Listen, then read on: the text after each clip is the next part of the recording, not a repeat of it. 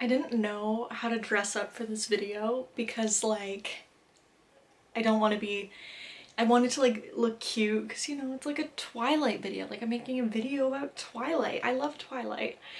And at first I was like, maybe I'll dress up like a vampire, and I'm like, no, this is Team Jacob, I can't dress up like a vampire. And I'm like, well, I'm not gonna dress up as a wolf, as a wolf, because they just are shirtless. And I'm not gonna be shirtless for this video, you sickos. Imagine if I did that. Imagine if I was just like, this is my costume.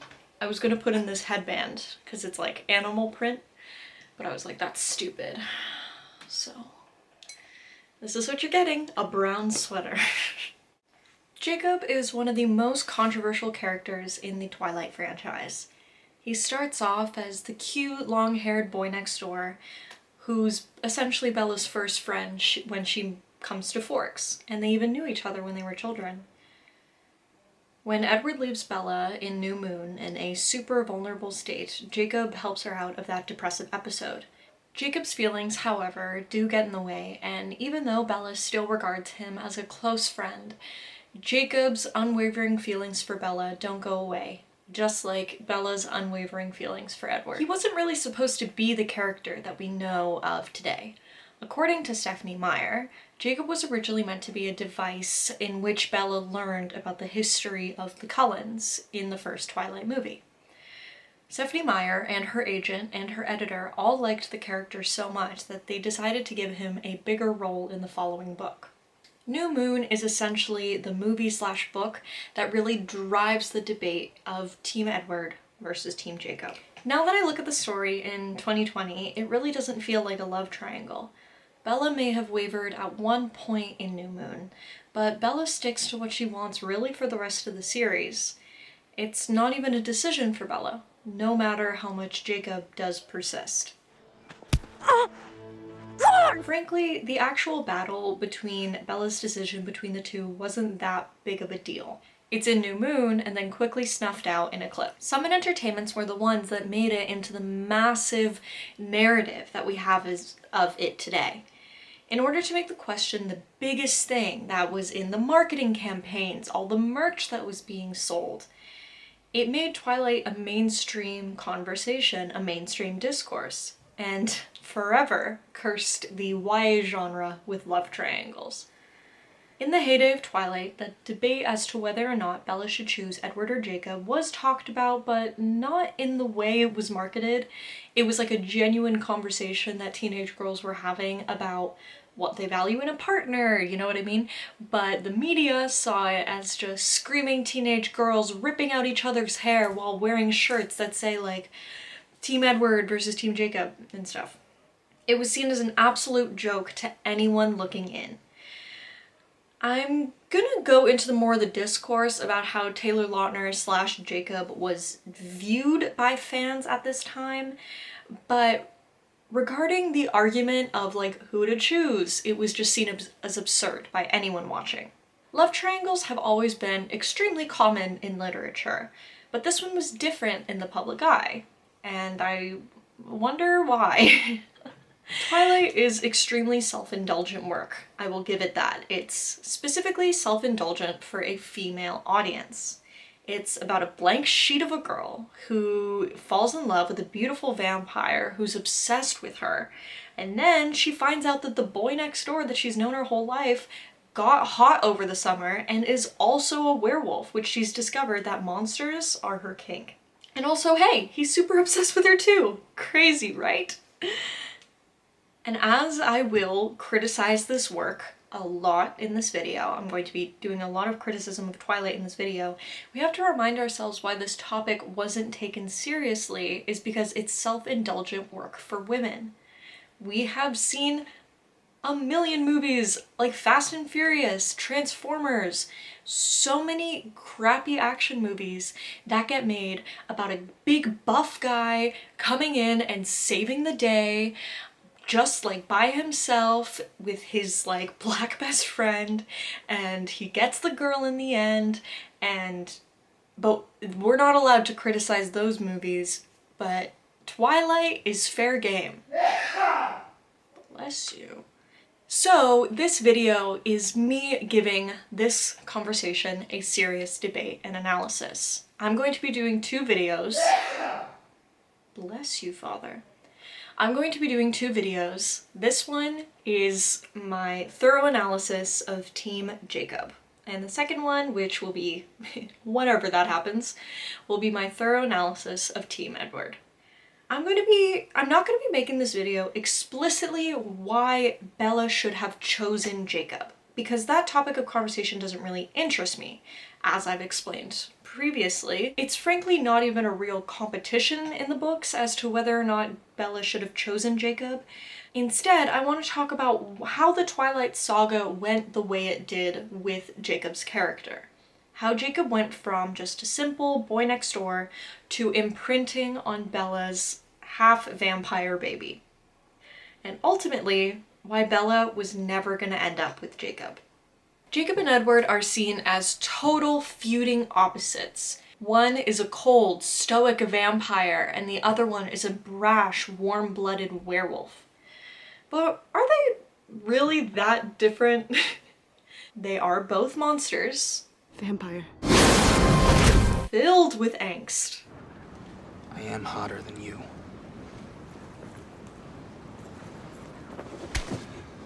Get. And they're both attracted to Bella for some unknown reason. One of them being because he's so into her blood, and the other one because he's attracted to her soon-to-be fertilized egg. And both of them really don't want Bella to become a vampire. I'm coming. Bella. I don't want you to come. Look, Bella. We can't be friends anymore.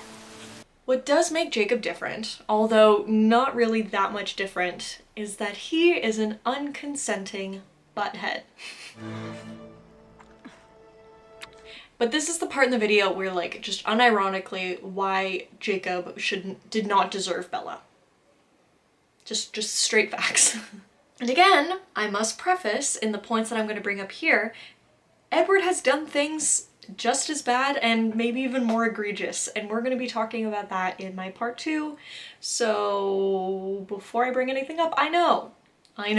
Bella comes into Jacob's life when she's newly broken up with. She is literally in the darkest place she's ever been in her life, and she just needs someone to be there for her. She's lost interest in the high school friends she's made. The other friends that she made with Alice and Jasper and Emmett are gone. They're all gone now. Charlie is really the only one for her. And Jacob. She just needs a friend to be there for her. And Jacob, at first, is totally cool with this position, but he very quickly develops feelings for Bella, even though she says multiple times that she's not interested.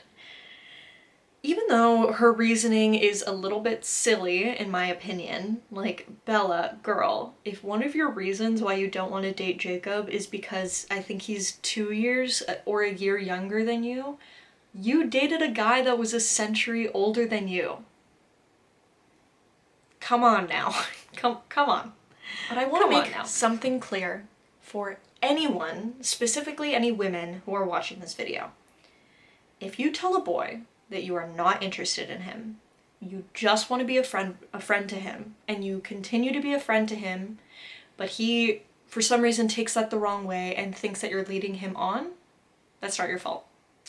If you are in a vulnerable state and a boy takes advantage of you during that vulnerable state, you're allowed to be mad, and it's not your fault. I want to make that so clear to you. And one thing that needs to especially be clear to any girls specifically watching this video, and really anyone, but come on, this just tends to happen more to women.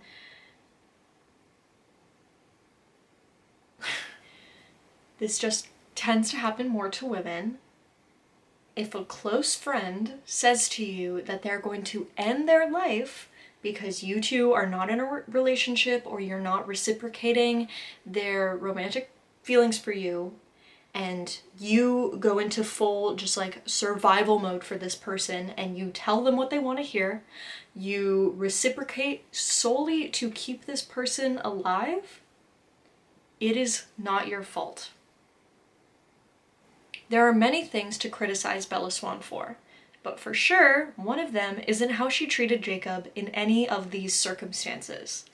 Was she kind of crappy to him sometimes? Yeah, absolutely. But was he emotionally manipulating her for a lot of it? Yeah, he really was. And as someone who has been in that situation before in my life, it is a degrading and a shitty place to be. And as we saw with the audience perception of Bella at the time, and literally people to this day, like I was talking to this guy on like, and he was like, oh, New Moon was just Bella leading Jacob on the whole time. I'm like, what? What? What? But that's the thing.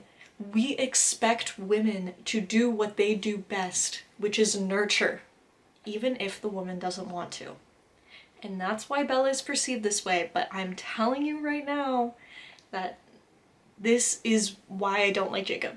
This is just why I do not like Jacob. Because this is bad. He's bad. He's a bad person for this. The part in which Jacob kisses Bella without her consent to prove once and for all that he's the one for her, it's awful to watch. It really makes you wonder, how did this character even get to this point in the first place? Besides that, Jacob continuously simps over Bella, even though she makes it really clear that she doesn't want him. He has clear anger issues and a lot of repressed emotions. And he also falls in love with a baby. So there's that. There's that, you know? I do not want anyone in the comments going, he doesn't fall in love with the baby, he imprints on the baby, I don't care. I do not care. Oh, okay. Don't care. We also must acknowledge that Bella isn't even just falling for Jacob. One of the main aspects of Team Edward versus Team Jacob is the two different lifestyles that Bella is choosing between. From what Bella has seen from Jacob's side, sure, she has a loving father, even though we don't see a lot of Billy Black in the series. From what we've seen of the Wolf Pack, they're irrational, they're boyish fighters, they're aggressive. One of them has hurt a human before, and one of them has tried to hurt Bella before. Now again, might I add, all of these things can be applied to the Cullens. But the Cullens are far more romanticized in the eyes of Bella. More importantly, with the audience. They have this beautiful modern house, fancy clothes, expensive cars, whereas the Wolfpack and the Quileute tribe are not given that much exploration or romanticization. Sure, she does things here and there with the Wolfpack and the Quileute tribe, which I haven't mentioned yet in this video, but is the tribe of the indigenous people in Forks. Not all of them are werewolves, but a select few are. Sure, she does things with the Quileute tribe every now and again, like she goes to La Push with Jacob, and she goes to the tribe meeting, like around the fire pit. Sure, she does those things, but those are just all to move the plot along. None of those scenes are like the baseball scene in Twilight, where it is just explicitly a scene that is like pure, like, look how cool we are, look how cool our powers are, and look at our special abilities with those powers. We don't have a scene like that at all with the Wolfpack. And of course we don't, because even though the forest and the Quileute tribe are important to the story of Twilight, they are simply a backdrop for Bella. They are the mundane and the unimpressive life that Bella miraculously finds Edward in. Edward, the modern, the rich, the white. Here's a quote from Stephenie Meyer's frequently asked questions about how she created Twilight. For my setting, I knew I needed someplace ridiculously rainy. I turned to Google, and as I do for all my research needs, I looked for the place with the most rainfall in the US. This turned out to be the Olympic Peninsula in Washington State. I pulled up maps for the area and studied them, looking for something small, out of the way, surrounded by forests. And it was there, right where I wanted it to be. It was a tiny town called Forks. It couldn't have been more perfect if I had named it myself. I did a Google search of the area, and if the name hadn't sold me, the gorgeous photographs would have done the trick. In researching Forks, I discovered the La Push Reservation, home to the Quileute tribe.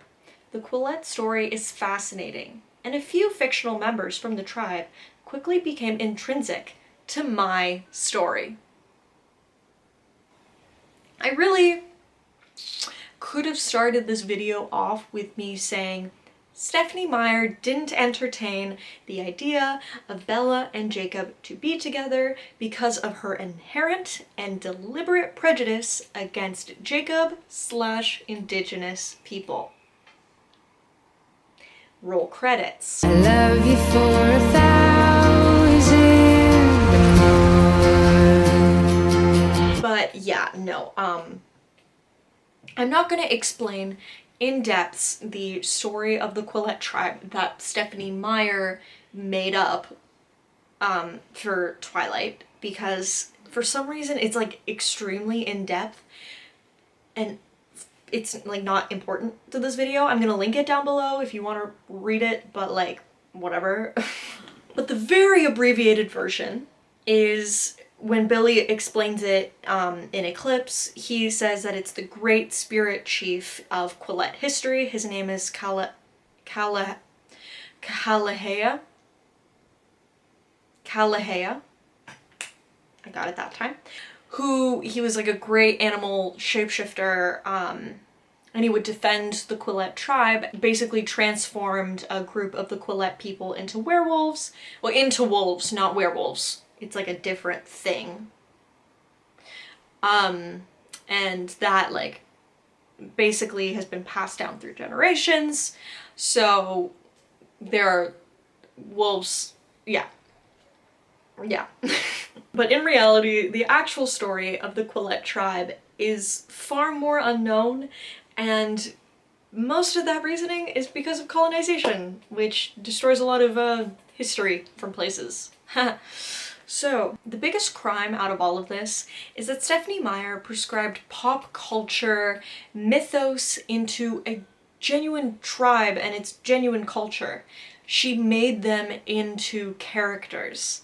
Into caricatures, rather. Which, by the way, imagine how insulted Stephenie Meyer, a proud Mormon woman, would be if an Indigenous woman made a story about how all Christians, I don't know enough about Mormons to make fun of them, about how all Christians were descended from like a werewolf gene, and every once in a while they would become super sexy werewolves, and Jesus Christ was actually the first werewolf and he was this cool shapeshifter.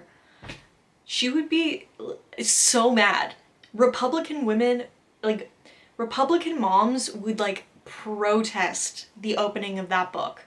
But do you know who loves Twilight? Republican moms. That's for damn sure. The Quileute tribe has not been given a cent out of the millions and millions and millions that Stephenie Meyer and Summit Entertainment have made throughout this process. She took their land as a backdrop, their culture as inspiration, and their bodies as merchandise.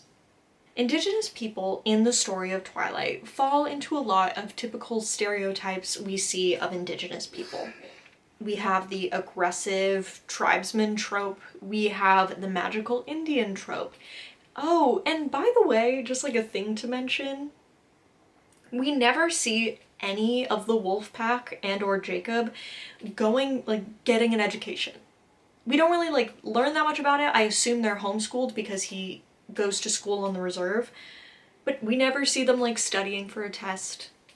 Even though we see Bella in high school, we see the Cullens in high school. We never see that. Never see that for the Wolfpack. Interesting choice, Stephenie. But frankly, the most disturbing trope that we see in the Twilight Saga that specifically applies to Jacob is the exotic haughty trope. This is basically the trope in which a white woman is seduced by the hypersexualized, primitive man of color. And we do see this trope a lot in just how Jacob is perceived, which I'll talk about in a moment.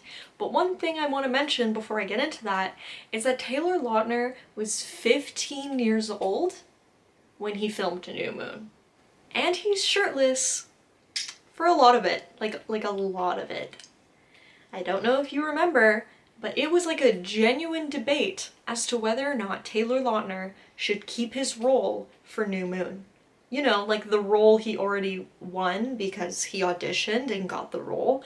People were genuinely like, does he deserve the role because he doesn't have like an 8-pack?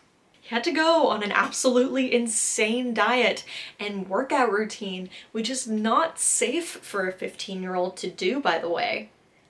In 2010, he was ranked in Glamour's 50 Sexiest Men of 2010. He was ranked 2nd.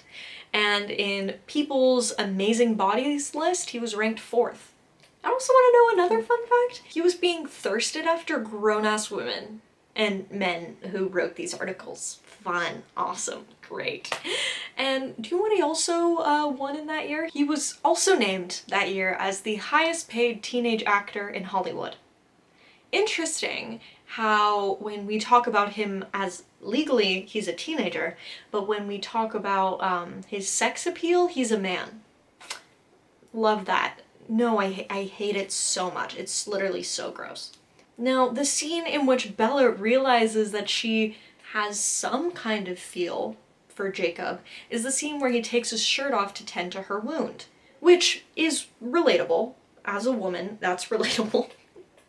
But in comparison to how Edward is shown, sure, he takes off his shirt like once in the first Twilight movie, and he kind of has a steamy makeout session, again, for like literally 30 seconds, but he's attractive not because he's inherently sexualized. Has his personality, his actions, his face, and his brutish nature. That's why Bella is intrigued by him. Whereas Jacob had to go from looking like a normal teenage boy to like a 8-pack buff bodybuilder. Because that's fun. To get Bella's attention. Sweet, awesome, sick. Robert Pattinson got literally spray painted abs on for New Moon. Like the makeup artist literally like chiseled out abs for him. He didn't have to do any of that work. He didn't have to try. Well, Taylor Lautner again literally had to change his whole body type. Jacob is invisible to Bella until he becomes sexualized to her. That's the double standard. We see so many stories of young actors and actresses getting sexualized at such a young age and what it does to them mentally. And we also must remember that it's way worse, always, for children of color. And also, not to mention, Taylor Lautner isn't even Indigenous. I mean, he is. I'm definitely not like the Indigenous police. I'm definitely not the person to gatekeep who is Indigenous and who's not. But all of the Wolfpack members basically had to show some kind of identification that they were Indigenous, and like a substantial amount Indigenous. Taylor Lautner didn't have to do that. He had such a small amount that they were just like, oh, whatever, it's fine, whatever. He is Austrian, Dutch, English, French, German, Irish, and Swiss. And he has a little bit of Ottawa and Potawatomi roots. He's frankly spicy white. But frankly, I know I just said that and you're like, wait, you were just talking about how he's like a kid of color and he was sexualized. I still frankly stand by that point because, again, first of all, Taylor Lautner clearly doesn't look that white, especially in comparison to Edward and Bella. So I don't think people were like, oh wait, he's Austrian and Dutch. Never mind. I'm not gonna be racist anymore. And also, Taylor Lautner was portraying an indigenous character, so people who were watching it were not thinking about, assumed that he was indigenous because of what they were presented. Yeah, it still counts for him, even though it doesn't count. If anything, in my opinion, it just shows how fucking racist Stephenie Meyer and frankly Catherine Hardwicke, I love her, but I mean I gotta give it to her here, how problematic it is, because they clearly, like, even though they did those, like, they had to make sure that all the indigenous people in the story were like this amount indigenous, they clearly didn't care that much. They just saw that Taylor Lautner looked the part, like facial wise, like he just looked indigenous, and they were like, okay, you're good enough. You know what I mean? So they don't care enough. Anyway, I'm bringing that point up because I know someone's gonna bring it up. I'm making a whole fucking video about it, so I have to bring it up. The most insulting line that Bella ever says to Jacob in this whole series, and I'm abbreviating here, is, Jacob, why don't you just, like, not be a werewolf? Ooh, my neck cracked.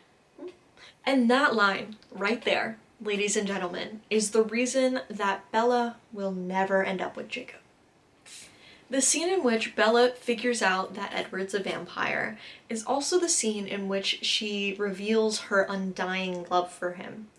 He explains to her that he craves her blood so badly that he could kill her, that he can do whatever he wants to her, and she can't do a single thing about it. But Bella simply doesn't care. She puts all of her faith and all of her love into Edward, knowing that his love for her will stop him from doing so. She's also intrigued and excited with this fantastical world that she's essentially fallen into. Jacob has the same urges, basically, that Edward has. He's madly in love with her, he wants to protect her, he could hurt her if he wants to, whatever. But that's just too much for Bella. That's too much for Bella. She finds out that the wolf pack might have killed people. She's so appalled by that. Even though she knows that Edward has killed people.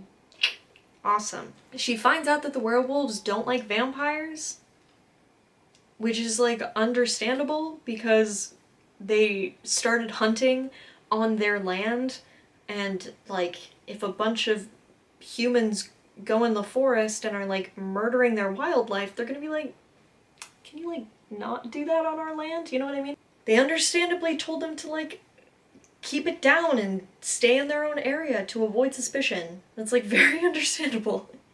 But she thinks that Jacob needs to be nicer to the vampires. Even though the vampires genuinely do affect whether or not the tribe and the werewolves will be found out about. Because I didn't mention this earlier, but there's a whole thing, it's, like, so dumb, it's part of Stephenie Meyer's, like, mythos with the vampires and werewolves, that basically in any, like, area with these werewolves, there has to be an equal amount of vampires. So when the Cullens got there, that amount of werewolf, like, humans turned into werewolves, basically.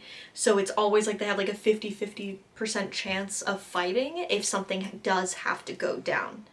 So again, it's very understandable that the werewolves are like, hey, can we, like, you know, can y'all, like, just keep it down over there and, like, avoid suspicion, not bring a bunch of you guys around, because then a bunch of us are going to become werewolves and that's going to be just a mess for everyone around. And this is a very small town where everyone knows everything. And also, especially, considering the Cullens do so much dumb shit, especially Bella, like, of course the werewolves are gonna be like, oh, the vampires are friggin' annoying, because they are! They are so annoying. This whole thing that they keep trying to, like, push with the vampires and the werewolves, that, like, oh, like, if you guys just, like, you guys both hate each other because you both kill people and whatever. It's like, it reminds me of that scene in Pocahontas, like the Savages song, where the white people are like, they're savages, they're barely even human, they have red skin like the devil, and then like the Indian and the indigenous people are like, oh, they're savages, they're barely even human, they have white skin like the devil, you know what I mean? Like and then like you're supposed to be like, huh, they're not so different, you know? No, that's not how it happened. And also, the indigenous people have every right to be pissed. They literally have every right to be annoyed. I just don't know why Stephanie Meyer wrote in this like thing that werewolves and vampires constantly have this feud, because it's such a clear and obvious allegory of like, because all the vampires are white and all the werewolves are indigenous, and it's like, you didn't have to do this, like it's so unnecessary. And like the vampires are constantly prejudiced to the werewolves. Like there's a deleted scene where in Breaking Dawn where Rosalie gives Jacob like a dog dish. That's racist. I'm sorry, but like that's racist. Like the whole thing that like they smell like dog, it just feels like such like it's, I know like they literally smell like dog to them, but it just feels racist in my bones and I don't like it. It just feels unnecessary that they have this beef, especially considering they all have the same objective, to maintain peace and not be found out about by humans. It's kind of interesting, but no, to Bella and to the audience, the Quileute tribe needs to be more understanding of the vampires. And they're just as bad as the vampires because they're both monsters. And if anything, the werewolves are even worse because they're not white. Yeah.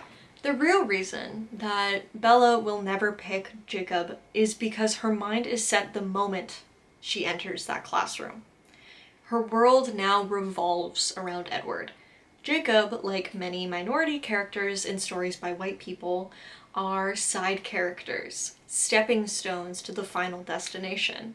He imprints on Bella's baby because after all the main characters are happy, Jacob can finally get his small morsel of happiness, which includes him living with a bunch of vampires for the rest of his life and having a child bride. Much like the Quileute tribe being taken advantage of, being told that they should be happy with all this free advertisement for their tribe, even though they've been completely exploited, it's for the sake of tourism. Listen, you're allowed to like content, even though it can be problematic. The problem occurs when we blindly ignore the questionable elements. I'll see people online making TikToks because I'm on Twilight TikTok. Ew. And they'll talk about like, I don't like Jacob, like he's the worst. And I'm like, yeah, but like we have to acknowledge all the reasons why Jacob became like is the way he is, how we ended up with the character we ended up with.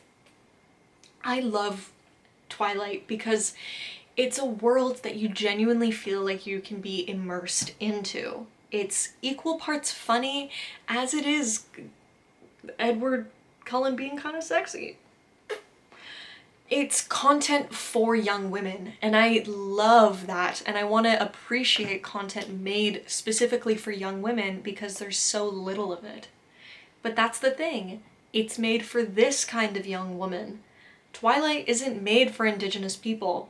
It's taking their likeness, their home, and their culture and exploiting it to tell a white woman's story.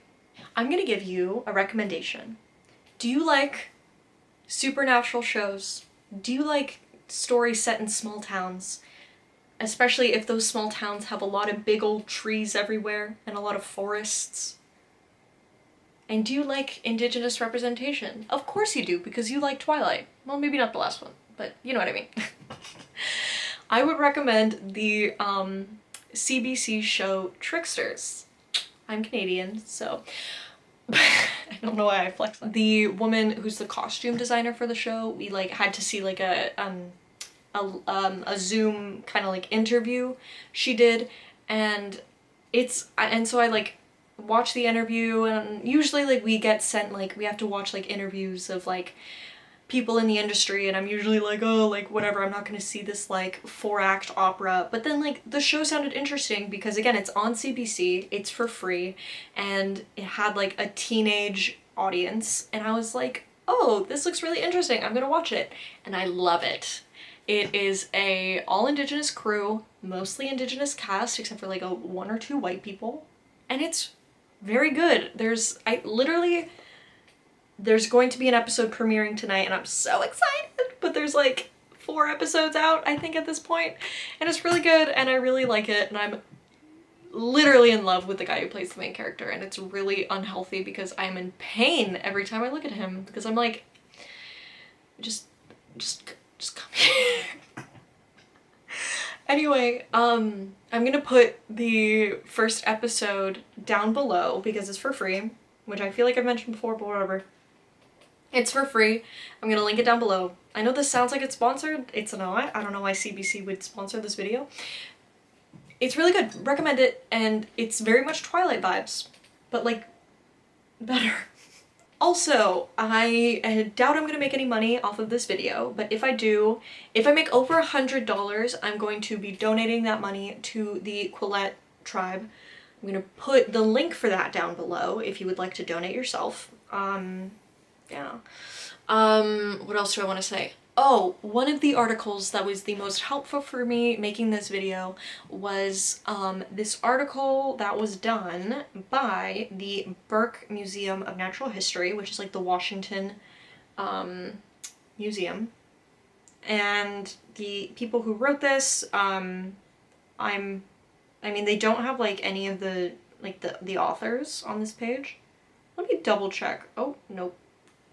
I can't find who the writers are, but it's a very good website that is literally called Truth versus Twilight, and I recommend all the people, any person who loves Twilight, to read the article in full, like the website in full. It's not that big of a website. There's literally only like 5 tabs. And they're all pretty short, but it's good to read because it really makes you reconsider when you're reading Twilight, the image that you're being shown. It talks about the actual Quileute tribe and like what's going on there.